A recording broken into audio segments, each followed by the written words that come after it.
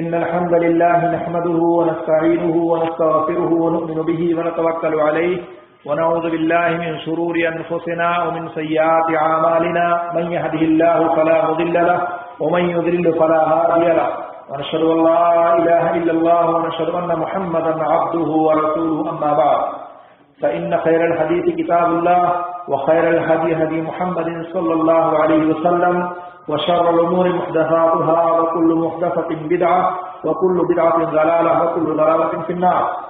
أعوذ بالله من الشيطان الرجيم. بسم الله الرحمن الرحيم.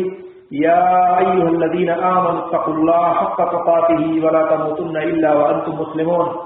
يا أيها الناس اتقوا ربكم الذي خلقكم من نفس واحدة وخلق منها زوجها وبث منهما رجالا كثيرا ونساء واتقوا الله الذي تساءلون به والأرحام إن الله كان عليكم رقيبا. يا أيها الذين آمنوا اتقوا الله وقولوا قولا سديدا يصلح لكم أعمالكم ويغفر لكم ذنوبكم ومن يطع الله ورسوله فقد فاز فوزا عظيما. وقال الله تعالى في موضع آخر إن الذين قالوا ربنا الله ثم استقاموا تتنزل عليهم الملائكة ألا تخافوا ولا تحزنوا وأبشروا بالجنة التي كنتم توعدون. تمام قسم کی حمد و ثنا اس اللہ رب العزت کے لیے ہے جو رحمان ہے، رحیم ہے، قیامت کے دن کا مالک ہے، اور درود و سلام نازل ہو ہمارے آخری نبی حضرت محمد مصطفیٰ صلی اللہ علیہ وسلم پر، جس کے ذریعے سے ہمیں ہدایت ملی. قرآن کریم کی ایک آیت سورہ فصلت کی میں نے آپ کے سامنے پڑھی ہے اور اسی کی مناسبت سے آج گفتگو ہوگی. اس آیت کریمہ میں اللہ تعالی نے استقامت کی بات کہی ہے. اس بات کو جان لیں کہ کسی بات کو مان لینا یہ ایک بات ہوتی ہے، اور کسی بات کو مان کر کے اس پر ڈٹ جانا یہ اس سے بھی مختلف بات ہوتی ہے. ایک آدمی تو ایک بات مانتا ہے لیکن ڈٹ نہیں پاتا ہے، تو کسی بات کو مان کر کے اس پر ڈٹ جانا یہ اس سے مختلف بات ہوتی ہے. اور اگر کوئی شخص کسی بات کو مانتا ہے اور ماننے کے بعد اس پر ڈٹ کر کے اس کا اظہار کرتا ہے، اعلان کرتا ہے، تو اس سے بھی آگے کی بات ہے، اس سے بھی مختلف بات ہے. اور یہی چیز آپ کے سامنے بیان کریں گے کہ وہ لوگ جو ان صفات سے متصف ہیں، جو مانتے بھی ہیں اور اس پر قائم بھی رہتے ہیں اور اس کے ساتھ ساتھ اس کا اظہار بھی کہتے ہیں، انہی کے بارے میں اللہ تعالی نے فرمایا ہے ان الذین قالوا ربنا اللہ ثم استقاموا. بے شک وہ لوگ جن لوگوں نے کہا کہ ہمارا رب اللہ ہے، ثم استقاموا پھر اس پر ڈٹ گئے.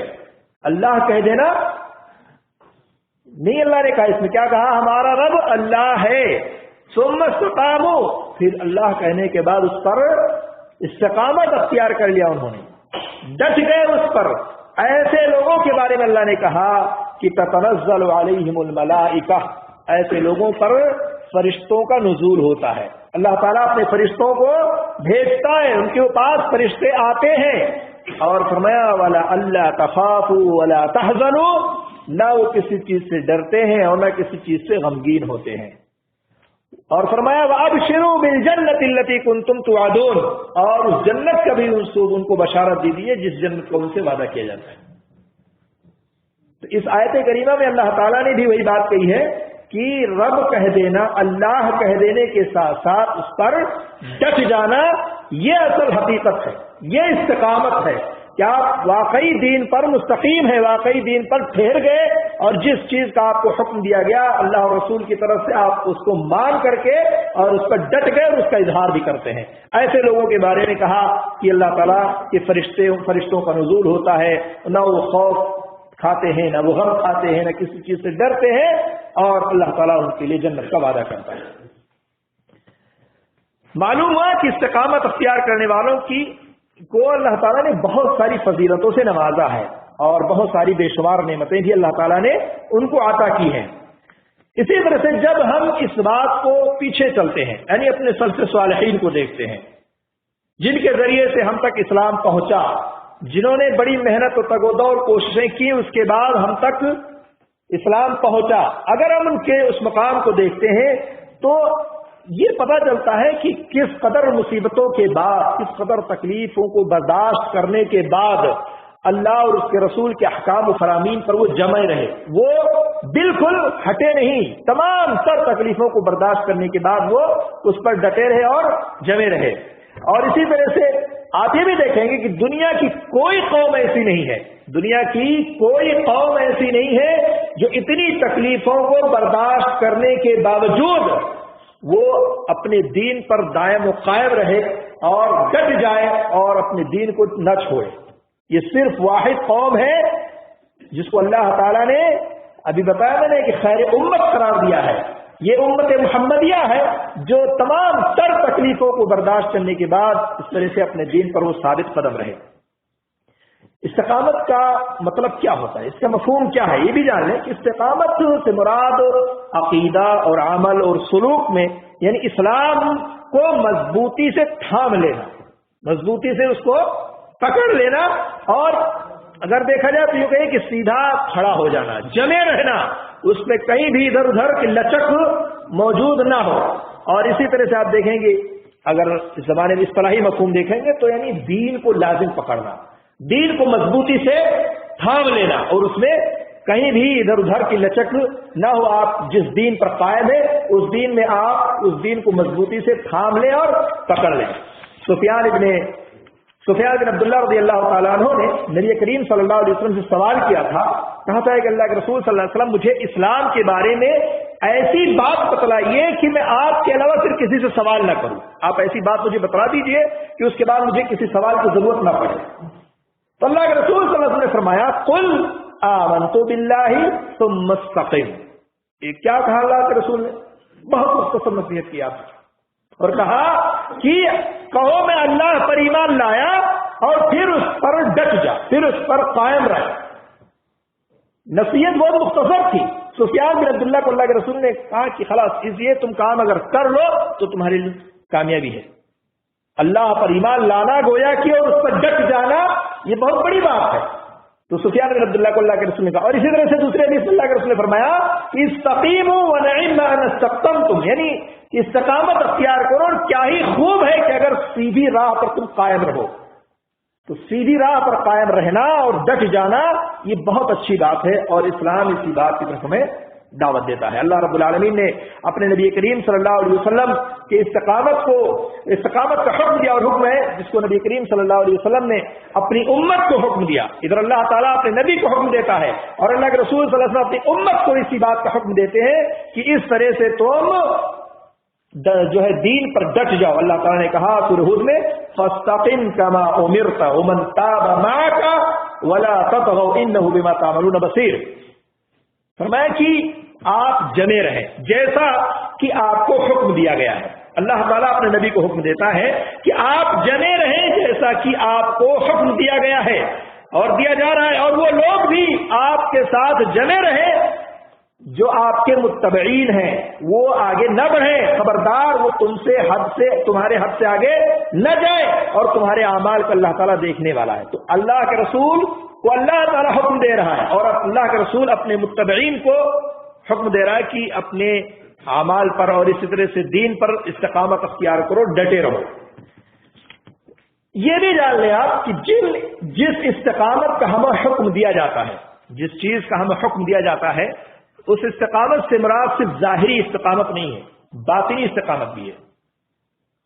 ڈٹنا جو ہوتا ہے یا کسی چیز پر قائم ہونا، اس کا مطلب یہ نہیں کہ صرف آپ کس پر ڈٹے رہیں، ظاہری اعمال پر، باطنی اعمال پہ بھی آپ کو جمنا ہے، باطنی اعمال پہ بھی آپ کو عمل کرنا ہے۔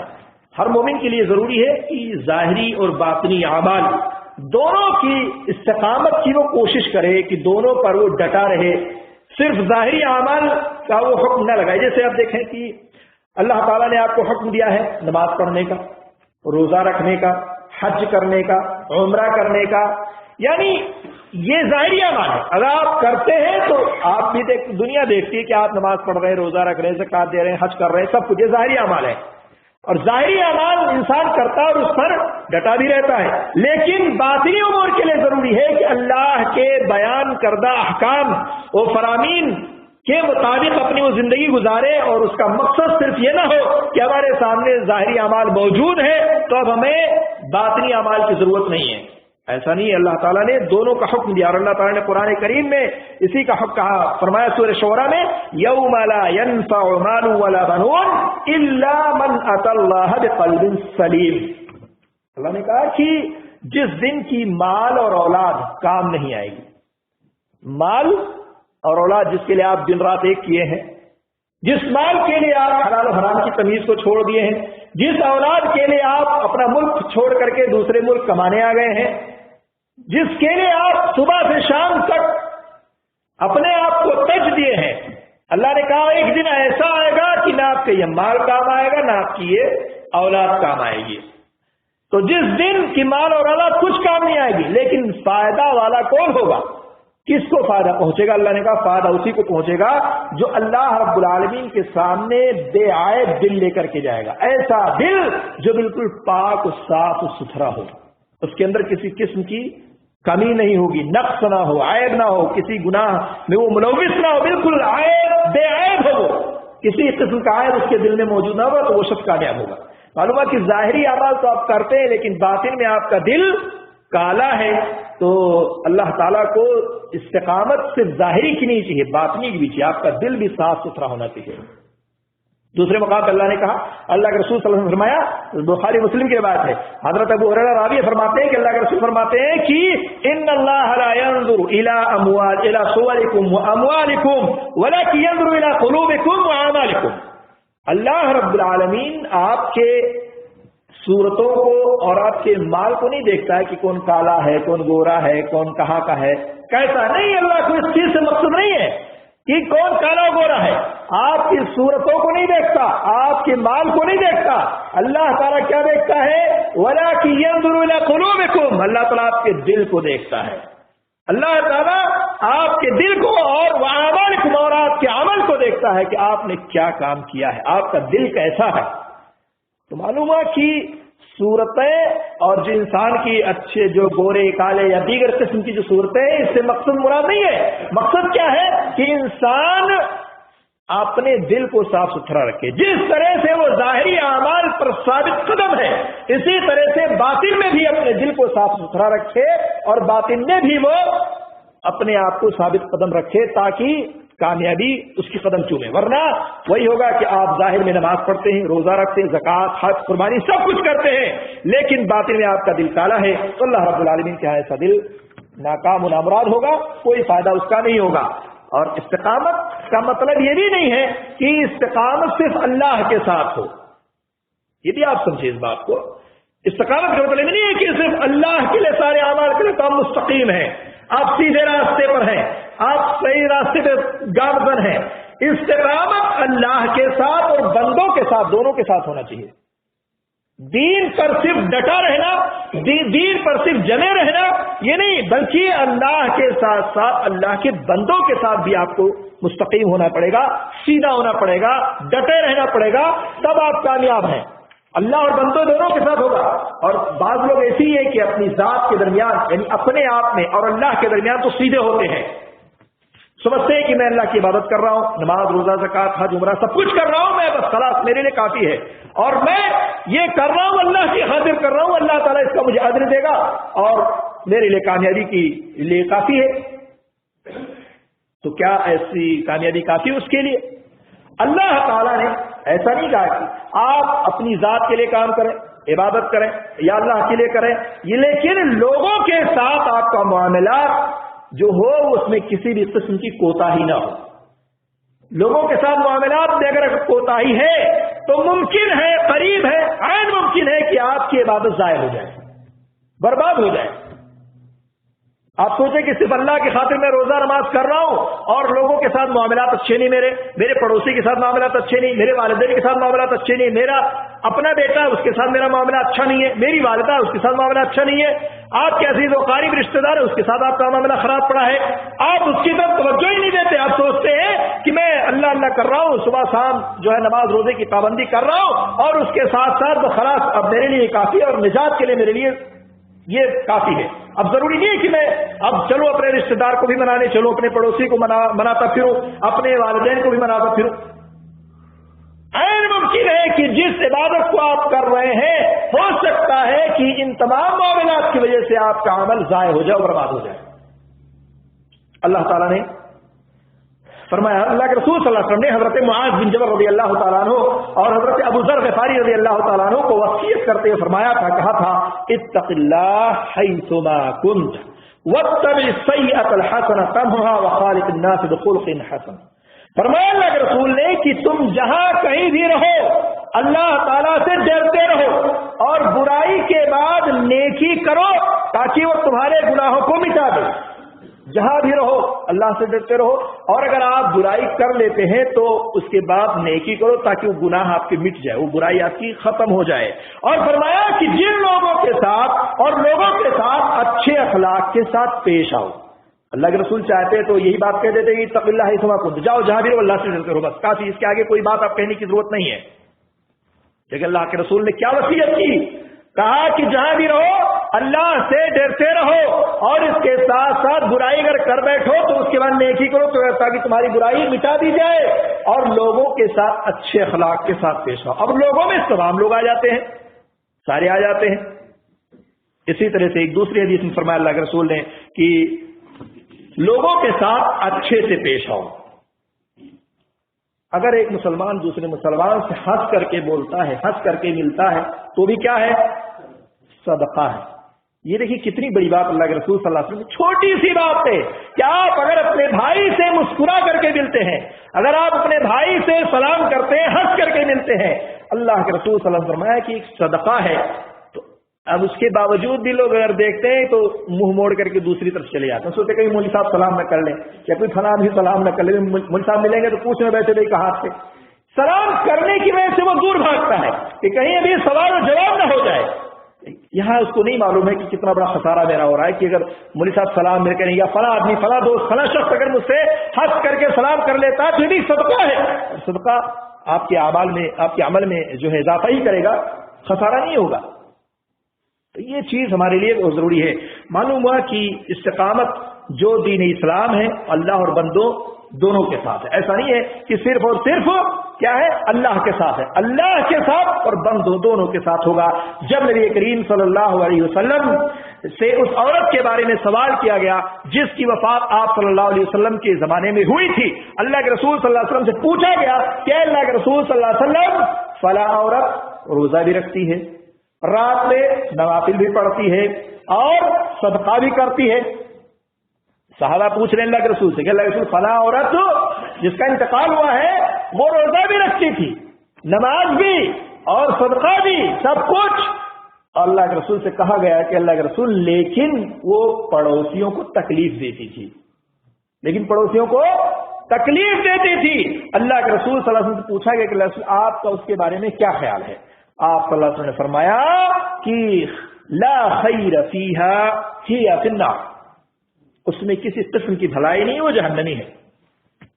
آپ بتائیے روزہ نماز زکات سب کچھ ضائع ہوا نہیں ہوا؟ سب برباد ہوا کس بنا پر؟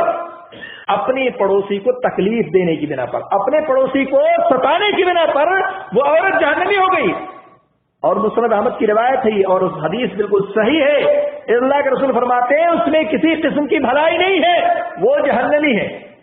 اگر آپ کا معاملہ اللہ اور اس کے بندوں کے ساتھ نہیں رہا، اگر صرف آپ یہ سوچتے ہیں کہ میں اللہ کے ساتھ اپنے معاملات کو مستقیم رکھوں، سیدھا رکھوں، اس پہ ڈٹا رہوں اور بندوں کے ساتھ میرا معاملہ چاہے اچھا ہو یا نہ ہو، تو آپ یہ سمجھ لیجئے اس حدیث کے پیش نظر کہ آپ کا معاملہ کیسا ہوگا۔ تو معلوم ہے کہ اللہ اور بندے دونوں کے ساتھ آپ کا معاملہ بہتر ہونا چاہیے اور دونوں میں آپ کو ڈٹے رہنا چاہیے۔ اور یہ بھی سوچیں آپ کی بعض لوگوں کو آپ پائیں گے کہ وہ عبادت میں کوتاہی کرتے ہیں، بعض لوگوں کو آپ دیکھیں گے کہ عبادت میں کوتاہی کرتے ہیں اور کہتے ہیں کہ سب سے اچھی بات ہے کہ لوگوں کے ساتھ اخلاق سے پیش آئیں، نماز میں پابندی نہیں، روزے میں پابندی نہیں، زکوٰۃ حج عمرہ کوئی پابندی نہیں، لیکن ان کے اخلاق اتنے اعلیٰ ہوتے ہیں، اتنا اچھا ان کا اخلاق ہوتا ہے کہ آپ گرویدہ ہو جائیں گے۔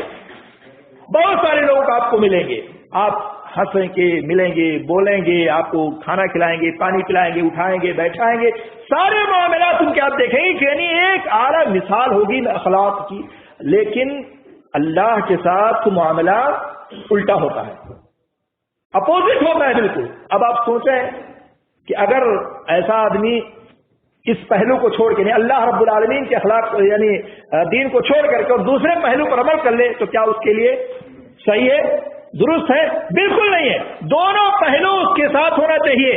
اور حالانکہ آپ دیکھیں سب سے بدترین شخص وہ ہے جو اللہ کے اخلاق کو چھوڑ کر کے لوگوں کے ساتھ اچھا معاملہ کرے۔ اصل بہترین شخص وہ ہے جو اللہ کے ساتھ بھی معاملہ اچھا کرے، لوگوں کے ساتھ بھی اچھے اخلاق سے پیش آئے۔ اور یہ کیا ہوا کہ اللہ کے اخلاق کو ایک طرف اٹھا کے رکھ دیا، اللہ کے معاملے کو ایک طرف رکھ دیا اور لوگوں سے کہتا ہے کہ بھائی یہی کافی ہے کہ اگر اچھے سے لوگوں کے ساتھ ملیں جلیں، اٹھیں بیٹھیں کھائیں پیئیں، یہ بہت بڑی بات ہے۔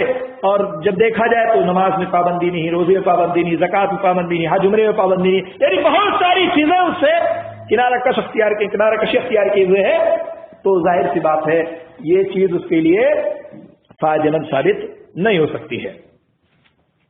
اس کے ساتھ ساتھ آپ اس چیز کو بھی سمجھیں کہ ویسے باتیں تو اس کی بہت لمبی ہیں، میں آپ کو مختصراً استقامت کے 2-3 فضائل بیان کر دیتا ہوں۔ استقامت واقعی اگر دیکھا جائے تو بہت لمبی چوڑی اس کی فضائل ہے، لیکن میں آپ کے سامنے مختصراً 2-3 بیان کرتا ہوں۔ اللہ کے رسول صلی اللہ علیہ وسلم اللہ تعالیٰ نے فرمایا کہ نہ ان پر خوف ہوگا اور نہ وہ غمزدہ ہوں گے، جیسا کہ اللہ تعالیٰ نے قرآن میں فرمایا سورہ الاحقاف میں ان الذین قالوا ربنا اللہ ثم استقاموا فلا خوف علیہم ولا هم يحزنون اولئک اصحاب الجنہ خالدین فیہا جزاء بما كانوا يعملون۔ یہ کس کے لیے اللہ نے فرمایا؟ ان لوگوں کے لیے جو اللہ کے دین پر قائم ہیں، جن لوگوں نے کہا ہمارا رب اللہ ہے اور اس پر ڈٹ گئے، اس پر جمے رہے، تو ان پر نہ کوئی خوف ہوگا نہ کوئی غم ہوگا۔ اہل جنت ہی وہ ہے جو سدا ہمیشہ اسی میں رہیں گے اور ان اعمال کے بدلے جو وہ کچھ دنیا میں کیا کرتے تھے۔ تو جو مستقیم ہوتے ہیں، جو استقامت اختیار کرنے والے ہوتے ہیں، ان کے اوپر کوئی غم لاحق نہیں ہوتا ہے۔ معلوم ہے کہ کسی بھی چیز یعنی کسی جو لوگوں کو خوف و دہشت میں مبتلا کرنے والی چیز ہوتی ہے، اللہ کے وہ بندے جو مستقیم ہوتے ہیں، استقامت دین میں اختیار کیے ہوئے ہوتے ہیں، ان پر کسی قسم کی خوف لاحق نہیں ہوتی ہے، اور کسی بھی قسم کی جیسے کیا ہے، جیسے بیماری ہے، آزاری ہے، محتاجی ہے، فقر ہے، غریبی ہے، مسکینی ہے، اسی طرح سے دنیا کے حزن و ملال ہے، بہت ساری چیزیں ہیں کہ پریشانیاں آتی ہیں اور لوگ اسی وجہ سے مبتلا رہتے ہیں۔ لیکن جو اللہ کا نیک بندہ ہوگا، اللہ کے ساتھ اس کا معاملہ اچھا ہوگا، بندوں کے ساتھ اس کا معاملہ اچھا ہوگا، وہ بالکل پریشان نہیں ہوگا، بہت آرام سے رہے گا۔ اس کی مثال آپ کے سامنے ہندوستان کا اس نوٹ بندی ہے، پورا ہندوستان پریشان ہے، کس وجہ سے؟ نوٹ بند ہونے کی وجہ سے۔ لیکن اب بھی بہت سارے آپ کو ایسے ملیں گے کہ بڑے آرام سے کوئی مسئلہ نہیں، بند اور 2 مہینہ بند ہو جائے تب بھی ان کو کوئی مسئلہ نہیں ہے۔ اللہ تعالیٰ ان کے لیے سے مدد کرتا ہے، کسی نہ کسی طریقے سے اللہ تعالیٰ ان کے مسائل کو حل کر دیتا ہے اور کہتا ہے کوئی بات نہیں ہے۔ زیادہ پریشان وہی ہے جن لوگوں نے بند کیا ہے، 80-90% وہی زیادہ پریشان ہے۔ 2-4-10 ایسے ہیں بیچارے جو غریب مزدور قسم کے لوگ ہیں جو پریشان ہیں، ورنہ اللہ کے بندے جو واقعی مومن ہیں ان کو آپ نہیں دیکھا ہوگا، آپ نے کیمرے کے سامنے نہیں سنا ہوگا، آپ نے لائن لگاتے ہوئے نہیں دیکھا ہوگا، آپ نے ایسے لوگوں نے دیکھا جو اللہ کے نیک بندے وہ کسی بھی قسم کی مبتلا نہیں ہے۔ اب اس کا مطلب یہ آپ نہ نکال لیں کہ وہ بڑے بڑے جو ہندوستان کے رئیس ہیں اور ان کو آپ سمجھ لیں، وہ تو ان کی بات ہی چھوڑ دیجیے جو حکومت میں بیٹھے ہوئے ہیں۔ بہرحال اللہ تعالیٰ دنیا میں بھی ان کو محفوظ رکھے گا اور قیامت کی ہولناکیوں سے ان کو محفوظ رکھے گا، وہاں بھی ان کو کسی قسم کا خوف اور ڈر نہیں ہوگا۔ جہاں لوگوں کے نفسی کا عالم ہوگا، اللہ رب العالمین وہاں بھی جو لوگ اللہ کے دین پر قائم و دائم ہے اور ڈٹے و جمے ہیں، اللہ تعالیٰ ان کو وہاں بھی ہر قسم کی ہولناکیوں سے محفوظ رکھے گا۔ دوسری چیز یہ ہے کہ اس کی وجہ سے اللہ تعالیٰ آپ کے رزق میں کشادگی کرتا ہے اور آپ کے مال اور عمر دونوں میں برکت دیتا ہے. رزق میں بھی کشادگی، مال اور عمر میں بھی برکت. اللہ تعالیٰ نے کہا وَأَلَّذِي اسْتَقَامُوا عَلَى الطَّرِيقَةِ لَأَسْقَيْنَاهُم مَّاءً غَدَقًا. سورہ جن میں اللہ نے کہا کہ اے نبی یہ بھی کہہ دو کہ اگر لوگ راہ راست پر، سیدھے راستے پر رہتے تو یقیناً ہم انہیں وافر مقدار میں پانی پلاتے تاکہ ہم انہیں آزما لیں. اللہ تعالیٰ نے اہل استقامت کے لیے، یعنی جو لوگ اللہ کے دین پر قائم و دائم رہتے ہیں، ان کے لیے بلا محنت و مشقت اور دشواری کے فراخی رزق اور خوشحال اللہ تعالیٰ کر دیتا ہے. اس کو بہت زیادہ محنت کرنے کی ضرورت نہیں، اور اللہ تعالیٰ ایسے حالات پیدا کر دیتا ہے، اللہ تعالیٰ ایسے مواقع فراہم کر دیتا ہے کہ اللہ تعالیٰ اس کو اس طرح سے اس کے رزق میں کشادگی پیدا ہو جاتی ہے. اور یہ بشارت ہے اللہ رب العالمین کی اس قول میں جو اللہ تعالیٰ نے سورہ طلاق میں کہا ہے وَمَن يَتَّقِ اللَّهَ يَجْعَل لَّهُ مَخْرَجًا وَيَرْزُقْهُ مِنْ حَيْثُ لَا يَحْتَسِبُ. اللہ نے کیا کہا کہ جو شخص اللہ سے ڈرتا ہے اللہ تعالیٰ اس کے لیے چھٹکارے کی شکل بنا دیتا ہے اور ایسی جگہ سے اس کو روزی دیتا ہے کہ اس کے وہم و گمان میں بھی نہیں ہوتا کہ کہاں سے میرے پاس آ گئی، کہاں سے مجھے مل گیا. اللہ کے دین کو جو لوگ مضبوطی سے پکڑے ہیں، اور اگر ایسا نہیں ہوتا ہے کسی کے ساتھ تو یہ بھی ہو سکتا ہے کہ اس کی آزمائش ہو. آپ یہ نہ سمجھے کہ میں جو ہے اس میں بھی تو اسی طرح سارے کام کرتا ہوں لیکن میرے ساتھ تو ایسا معاملہ نہیں. ایسا بھی ممکن ہے کہ آپ کی آزمائش ہو، اللہ تعالیٰ آپ کو آزمانا مقصود ہو اللہ کا. اور یہ بھی ہو سکتا ہے کہ آپ کے اندر بھی کوئی کمی اور کوتاہی ہو جس کو آپ دور نہیں کر پا رہے ہیں، جس کی وجہ سے یہ معاملہ آپ کے ساتھ پیش آ رہا ہے. اور اللہ کے جو نیک بندے ہیں اللہ تعالیٰ ان کو رزق کی کشادگی عطا کرتا ہے اور ایسی جگہ سے روزی دیتا ہے کہ اس کو ہم گمان بھی نہیں ہوتا کہ میرے پاس کہاں سے مال آیا، یا اسی مال میں اللہ تعالیٰ اتنی برکت دے دیتا ہے کہ وہ سوچ بھی نہیں سکتا کہ اس طرح سے اللہ تعالیٰ نے میری مال میں اتنا برکت دے دیا کہ میں کھانے پینے کے باوجود سب اس کے بعد بھی میرے پاس الحمدللہ بچ جاتا ہے. تو یہ چیز اللہ تعالیٰ نے کیا. اور تیسری چیز یہ ہے کہ جو لوگ استقامت اختیار کرتے ہیں، یہ بہت اہم بات میں بتانے جا رہا ہوں کہ شخص کے اندر دعوت اللہ کا جذبہ ہوتا ہے. دعوت اللہ کا جذبہ ہوتا ہے. اگر آپ واقعی اللہ کے دین پر قائم و دائم ہیں، ڈٹے ہوئے ہیں، واقعی اگر آپ کا معاملہ اللہ اور بندوں کے ساتھ یکساں ہے تو یقیناً آپ کے اندر یہ جذبہ پیدا ہوگا کہ آپ لوگوں کو اللہ کی طرف بلائیں، آپ لوگوں کو اللہ کی طرف دعوت دیں. یہ دعوت اللہ کا جو جذبہ ہے یقیناً ایسے لوگوں کے پاس ہی ہوتا ہے جو واقعی اللہ کے دین پر قائم و دائم اور مستقیم ہوتے ہیں. اور یہ ایک بہت بڑی فضیلت ہے جو اللہ رب العالمین نے ایسے لوگوں کو عطا کی ہے. وہ ہمیشہ اس میں یعنی ان کے ذہن و دماغ میں یہ فکر سمائی ہوئی رہتی ہے کہ کیسے کسی کو دعوت دی جائے، کیسے کسی کو نمازی بنایا جائے، کیسے مسلمانوں کے مسائل حل ہو، کیسے عالم اسلام کے مسائل حل ہو. یہ ساری چیزیں اس کے ذہن و دماغ میں گھومتی رہتی ہے.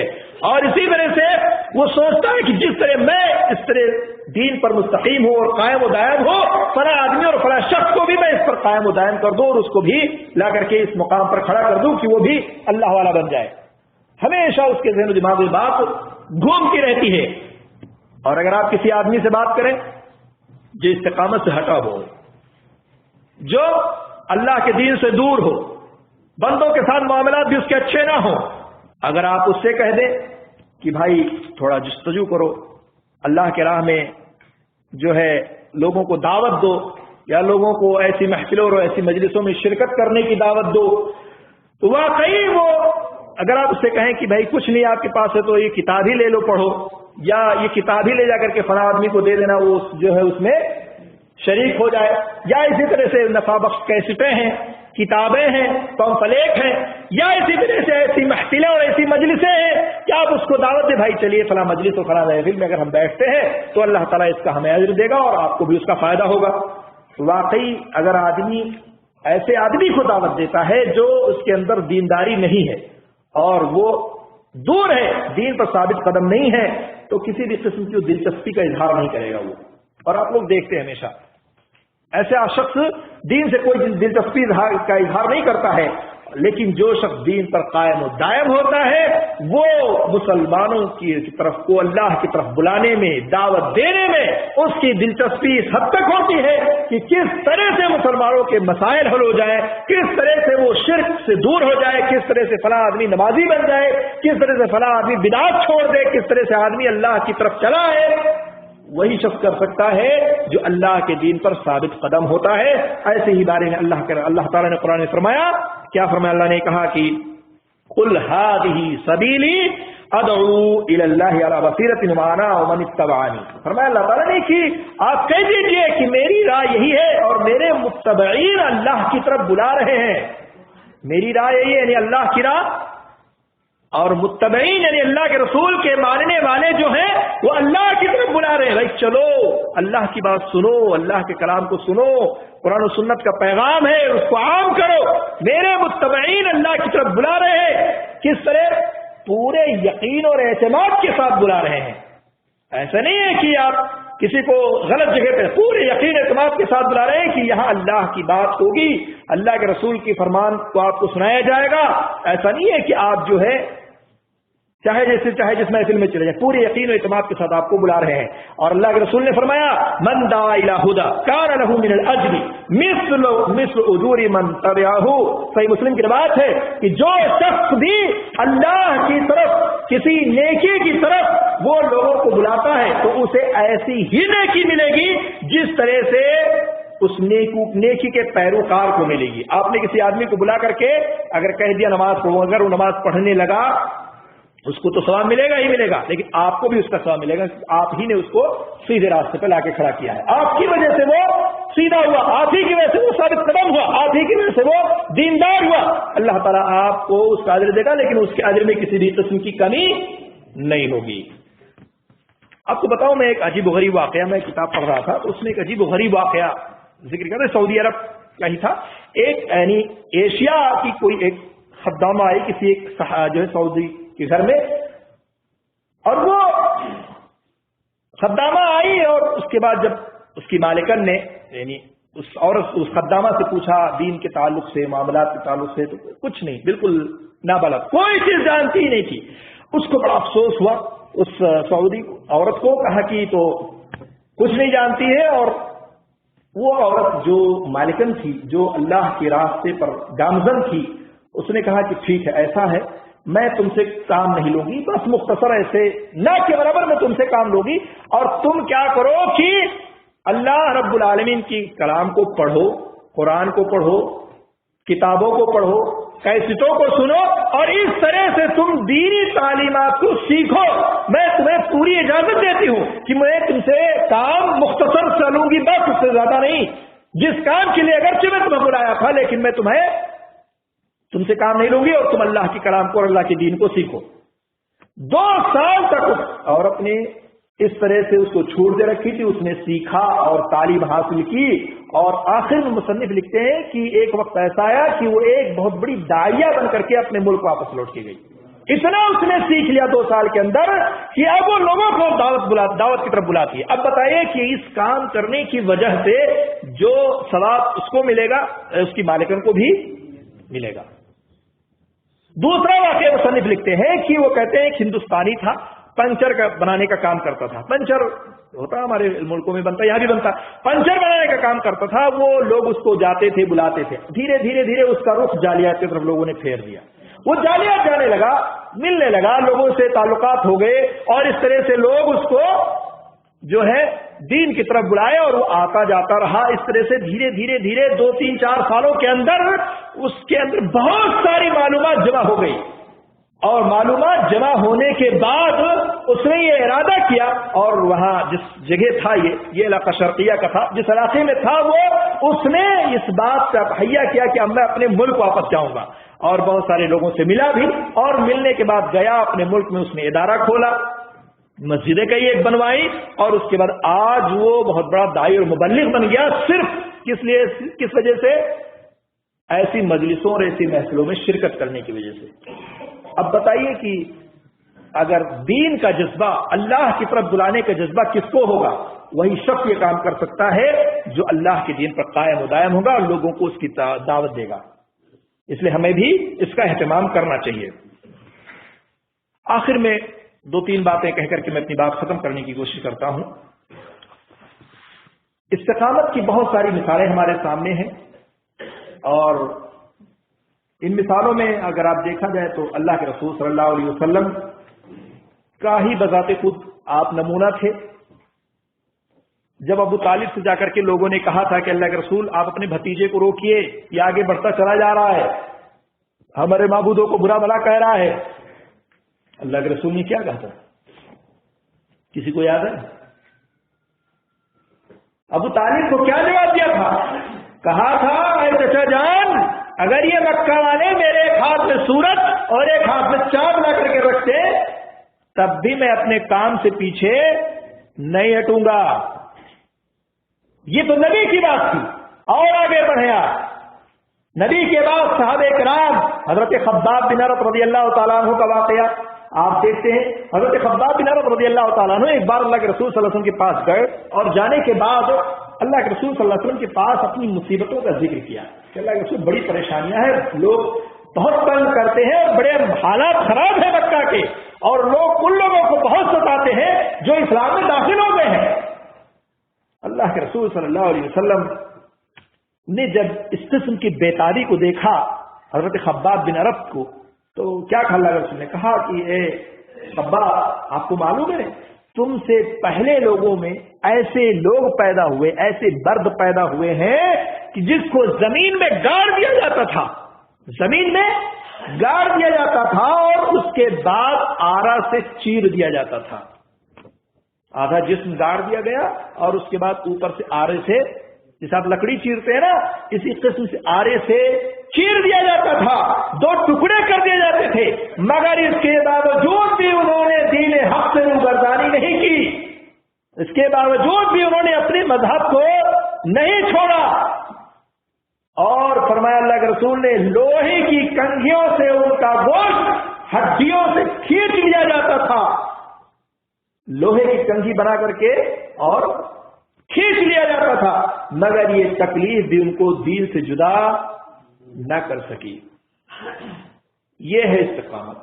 आज हमें और आपको, आज के मुसलमानों को अगर जर्रा बराबर भी तकलीफ हो गई तो हमारे पैरों से जमीन खिसकने लगती है। हम वो काम करने को तैयार हो जाते हैं जिसकी वजह से हम मिल्लत से खारिज हो जाते हैं। वो काम करते हैं जो कुफ्र शिर्क व बिदात यानी ऐसे मुकाम पर चले जाके खड़ी कर देती है जो हमारे लिए जहन्नम में पहुंचने का जरिया बन जाता है। लेकिन वो देखिए, वो साबित कदम कैसे थे, मर्द तो मर्द, औरतों का भी हाल था। अब बहुत दूर मत जाइए, आप बहुत मशहूर मारूफ वाकया है, क्या नाम है, फिरौन की बीवी हजरत आसिया रज़ियल्लाहु अन्हा। हजरत आसिया को देख लिया, हजरत आसिया इस्लाम जो है हजरत मूसा पर ईमान ले आती है, लेकिन फिरौन किस किस्म से उनकी जो है मुसीबतों और परेशानियों का सामना उनको करना पड़ता है फिरौन की, लेकिन फिर भी वो मूसा की दीन से नहीं फिरती। मर्द तो मर्द, औरतों का यह हाल था। बहरहाल अल्लाह के रसूल सल्लल्लाहु अलैहि वसल्लम की इन तालीमात का यह असर था जो आप सल्लल्लाहु अलैहि वसल्लम के सहाबे किराम, आपके साथियों पर हुआ।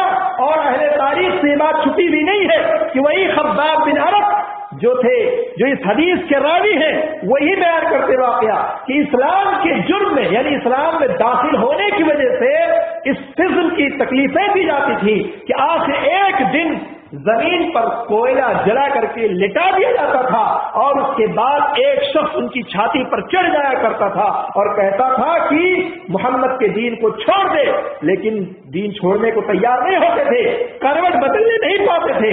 यहां तक कि कोयले जो जलाए जाते थे उनके पीठ के नीचे पड़े पड़े वो ठंडे हो जाते थे, चर्बियां पिघल पिघल करके वो कोयले ठंडे हो जाते थे, लेकिन फिर भी दीन को उन्होंने नहीं छोड़ा।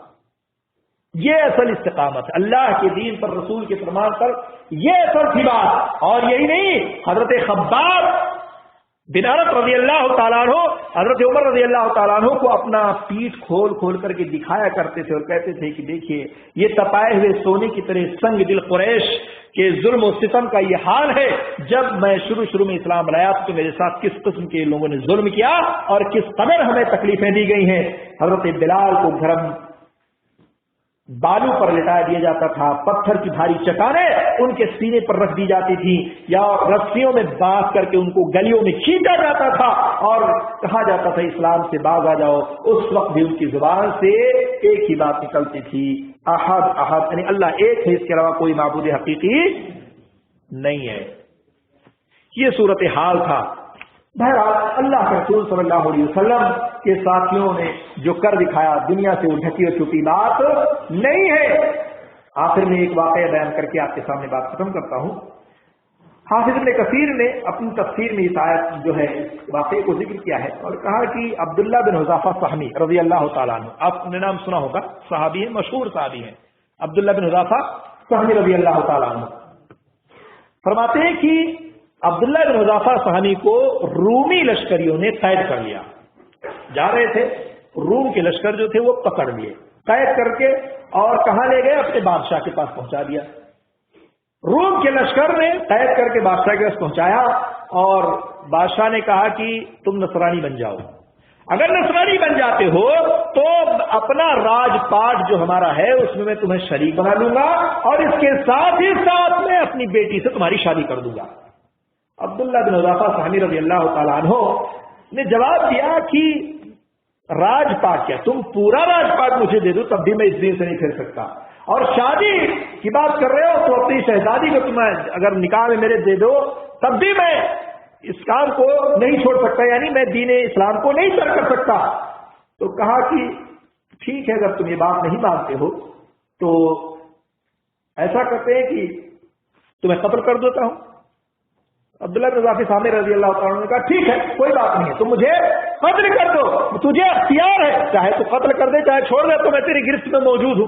अब तो चाहे कत्ल कर दे चाहे छोड़ दे, कुछ नहीं कर सकता मैं। बादशाह ने हुक्म दिया कि इन्हें सलीब पर चढ़ा दो। सलीब पर चढ़ा दिया गया। तीरंदाजों से कहा कि करीब से इनके जो है तीर को गुजारा जाए, चुभोया जाए और जिस्म को छेदना शुरू किया जाए, और बार बार कहा जाता था कि अब तो नसरानियत कबूल कर लो, अब तो इस मुसीबत से तुम छुटकारा पा जाओगे। तो कहा कि आपने पूरे सब्र और इस्तिक़लाल और इस्तिक़ामत के साथ कहा कि हरगिज़ ये नहीं हो सकता है और हरगिज़ ये नहीं हो सकता है कि मैं दीन इस्लाम को छोड़ दूं, अगर कुछ मुझे मार डालो, कत्ल कर दो।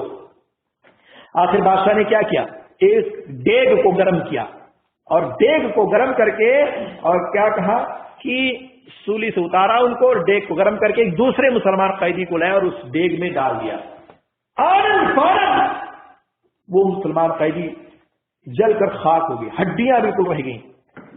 कहा अब्दुल्ला बिन हुज़ाफा सहमी से बादशाह ने कहा, रूम के बादशाह ने, कि देखो तुम्हारा भी यही हश्र होगा, अगर तुम नसरानियत कबूल कर लेते हो तो तुम्हारा फायदा की राजपाट में भी तुमको शामिल कर लूंगा और इसके साथ साथ अपनी बेटी से शादी भी कर दूंगा। कहा कि ये मुझे गवारा नहीं है, अगर तुम मुझे भी इसी तरह से जला डालो फिर भी मैं दीन इस्लाम को नहीं छोड़ सकता। बादशाह ने कहा ठीक है, कोई बात नहीं है, अगर बात मेरी नहीं मानते हो तो चलो देग में जलने के लिए तैयार हो जाओ। देग तपाया गया, उनके बाद उनको ले जाकर के उसमें डालने जाने की जब कोशिश की गई, डाला जाने लगा तो रोने लगे। बादशाह ने सोचा कि हो सकता है अब मामला कुछ बन जाए, अब हो सकता है ये इस्लाम को छोड़ करके, दीन इस्लाम को छोड़ करके नसरानियत को कबूल कर ले। कहा ठीक है, ठीक उतार के लाओ। कहा ठीक है, हाँ अब तो नसरानियत कबूल कर रहे हो, इस अजाब को देख करके अब तो तुम नसरानियत कबूल कर लो वरना तुम्हें भी इसी में धकेल दिया जाएगा। कहा कि मैं इसलिए नहीं रो रहा था कि मैं अब मरने वाला हूं, मैं इसलिए रो रहा था कि अल्लाह ताला ने मुझे सिर्फ एक जान दी है और मैं इसलिए रो रहा था कि काश कि अल्लाह ताला मेरे हर दाल और हर रोगटे में जान दी होती तो अल्लाह की राह में सबको कुर्बान कर देता, इसलिए मैं रो रहा था, खौफ और डर से नहीं कि अब मैं मरने जा रहा हूं। बादशाह हैरान रह गया, इतनी सख्त अजाब के बावजूद भी बंदा अपने दीन को छोड़ने को तैयार नहीं है। हजरत अब्दुल्ला बिन हुज़ाफा सहमी रज़ी अल्लाह तआला अन्हु ने फिर इनकार कर दिया कि मैं नसरानियत कबूल नहीं कर सकता। आखिर में यही हुआ कि, और इसी रिवायत में दूसरी बात बयान की जाती है कि उनको कैद खाने में फिर डाल दिया गया। तो कैद खाने में डालने के बाद उनको क्या दिया जाता था खाने को, उनको खाने में खिंजीर का गोश्त اور شراب یہ پیش کیا جاتا تھا. بھوک کے باوجود بھی اس لیے کھانا نہیں کھاتے تھے کہ اس کی وجہ سے روم کا بادشاہ خوش ہوگا کہ حرام چیزوں کو انہوں نے کھا لیا. اور پوچھنے جانے پر کہا عبداللہ بن حذافہ سہمی نے کہ میں اس لیے نہیں کھایا، حالانکہ میرے لیے مباح تھا، حالانکہ اللہ کے رسول نے اجازت دی ہے کہ اگر جان کا خطرہ ہو تو تم ایسی چیزوں کو کھا سکتے ہو، میرے لیے مباح تھا، جائز تھا، لیکن اس لیے نہیں کھایا کہ کہیں تمہیں کو خوشی نہ حاصل ہو کہ لو عبداللہ بن حذافہ سہمی کو میں نے سور کا گوشت اور شراب پلا دیا، اس لیے میں نے نہیں کھایا. تو یہ اسی روایت میں یہ بات بیان کی گئی. تو عبداللہ بن حذافہ سہمی سے بادشاہ نے کہا کہ ایسا کرو، ٹھیک ہے اگر تم میری بات کو نہیں مانتے ہو، نصرانیت نہیں قبول کرتے ہو، تو ایک کام کر لو، میں تمہیں اور تمہارے ساتھیوں سب کو چھوڑ دوں گا. کہا ٹھیک ہے بتاؤ. کہا کہ میرے سر کا بوسہ لے لو. روم کا بادشاہ کیا کہا؟ میرے سر کا بوسہ لے لو. عبداللہ بن حذافہ سہمی سوچنے لگے، غور کرنے لگے کہ اگر ایک کافر کے سر کا بوسہ لینے کی وجہ سے میری جان تو جانے دی، اگر مسلمانوں کی جان بچ جاتی ہے، تمام قیدیوں کی جان بچ جاتی ہے، تو کوئی حرج کی بات نہیں ہے. عبداللہ بن حذافہ سہمی نے اس کا سر کا بوسہ لیا. وعدے کے مطابق اس بادشاہ نے عبداللہ بن حذافہ سہمی اور ان تمام قیدیوں کو جن کو اس کے لشکر نے گرفتار کیا تھا سب کو چھوڑ دیا. اور اس کے بعد عبداللہ بن حذافہ سہمی یہاں سے آزاد ہو کر کے حضرت عمر فاروق رضی اللہ تعالیٰ عنہ کے پاس پہنچے. آپ نے فرمایا، حضرت عمر فاروق نے فرمایا کہ ہر مسلمان پر حق ہے کہ عبداللہ بن حذافہ سہمی کا ماتھا چومے، اور سب سے پہلے میں اس کی ابتدا کرتا ہوں. یہ فرما کر حضرت عمر بن خطاب نے عبداللہ بن حذافہ سہمی کے سر کو چوما. تو یہ ثابت قدمی ہے، یہ اصل دین پر جو ہے قائم و دائم رہنا ہے. ہمارے پیروں سے جو زمین کھسکتی ہے، کیوں؟ اس لیے کہ ہمارے اندر وہ جذبہ، وہ اسلام، وہ دینداری ابھی پیوست نہیں ہوئی ہے. اس لیے تھوڑی سی مصیبت آ جائے، تھوڑی سی تکلیف آ جائے، تھوڑی سی پریشانی آ جائے، ہم اپنے آپ کو بھلا بیٹھتے ہیں، قرآن و سنت کو ترک کر دیتے ہیں اور سوچتے ہیں کہ بھائی بعد میں دیکھا جائے گا، ابھی تو حالات سامنے جو اس سے نپٹا جائے. ایسا نہیں ہونا چاہیے. بہرحال انسان کو سوچنا چاہیے، غور کرنا چاہیے، فکر کرنا چاہیے. استقامت کے تعلق سے بہت ساری ایسی دلائل ہیں، بہت ساری حدیثیں ہیں، بہت سارے واقعات ہیں. حضرت سمیہ رضی اللہ تعالیٰ عنہ کا واقعہ آپ کے سامنے ہے. حضرت امام احمد بن حنبل کا واقعہ ہے. جب بات آئی کہ قرآن مخلوق ہے یا غیر مخلوق ہے، تو آپ دیکھیں قرآن کیا مخلوق ہے کہ غیر مخلوق ہے؟ ہاں آپ لوگ بتائیے، قرآن مخلوق ہے کہ غیر مخلوق ہے؟ غیر مخلوق ہے.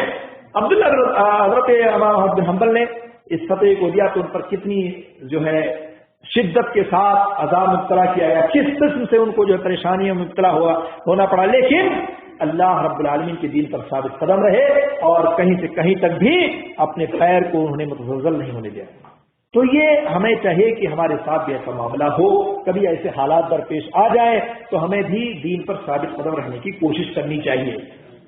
کوشش ہونی چاہیے کہ ہم اللہ کے ساتھ اللہ کے دین پر قائم و دائم رہیں، تبھی ہم اللہ رب العالمین کو اس وعدہ کی ہوئی جنت میں داخل ہونے کی جو ہے امید رکھیں.